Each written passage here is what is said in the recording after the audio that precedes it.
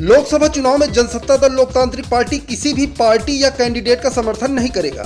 मंगलवार को बेती राजभवन में कार्यकर्ताओं संग बैठक के बाद काफी समय से चल रही सियासी अटकलों को खारिज करते हुए जनसत्ता दल के मुखिया और कुंडा विधायक रघुराज प्रताप सिंह राजा भैया ने किसी भी पार्टी को समर्थन न देने का ऐलान कर दिया। राजा भैया ने कहा कि अपनी सूझबूझ और प्रत्याशी को हर कसौटी पर कसकर मतदान करें।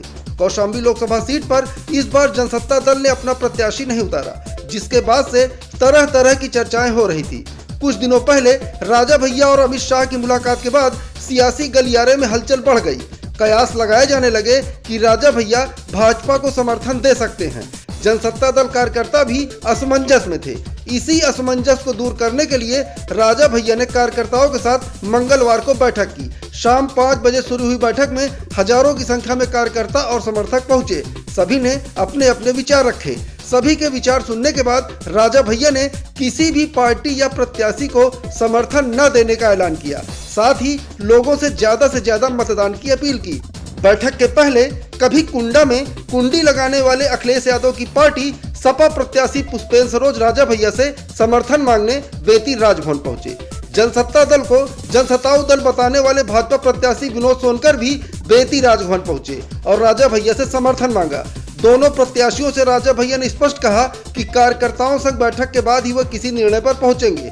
अब सपा और भाजपा दोनों को जवाब मिल चुका है। फैसला अब जनता को करना है।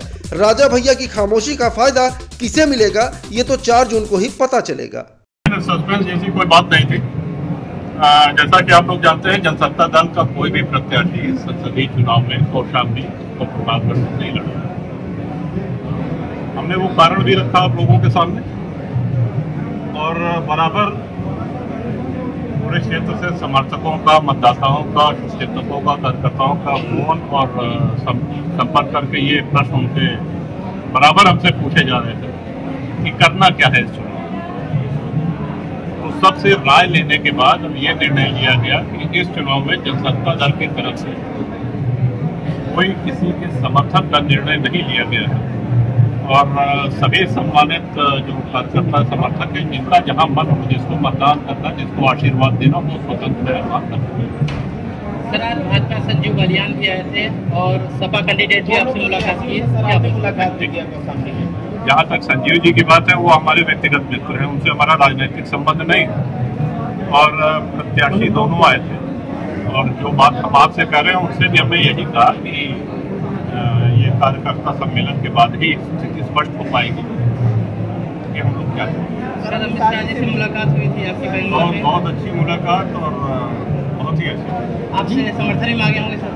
अब वो जाने दीजिए बंद कमरे में क्या बात हुई। जिस तरह से बहुत अच्छी मुलाकात और बहुत ही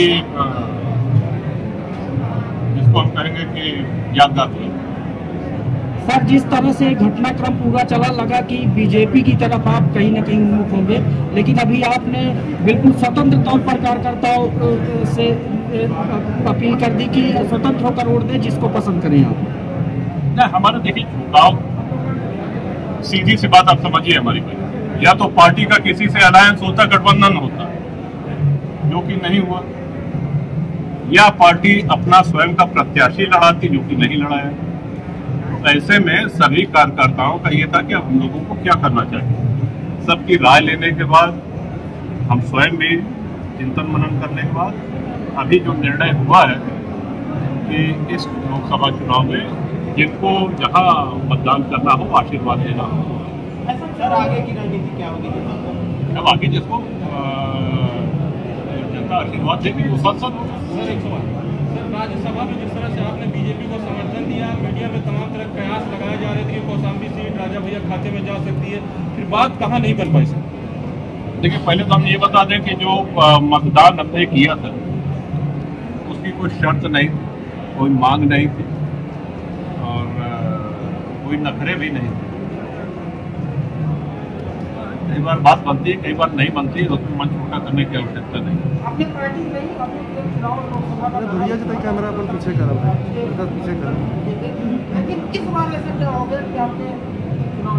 उसका कारण हमने बताया।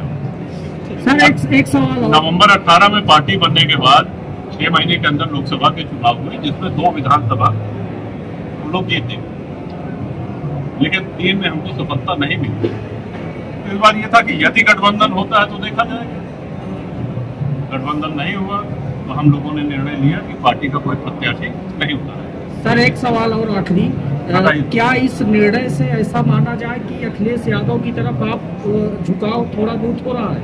आप पूरी सभा में रहे, आप हमारे वक्तव्य को बहुत ध्यान से आप सभी पत्रकार भाइयों ने सुना। क्या आपको हमारे किसी वाक्य से किसी भी तरफ, हम किसी एक व्यक्ति एक पार्टी की बात नहीं कर रहे हैं। देखिए, हम जो बंद कमरे में बोलते हैं वही मंच से बोलते हैं।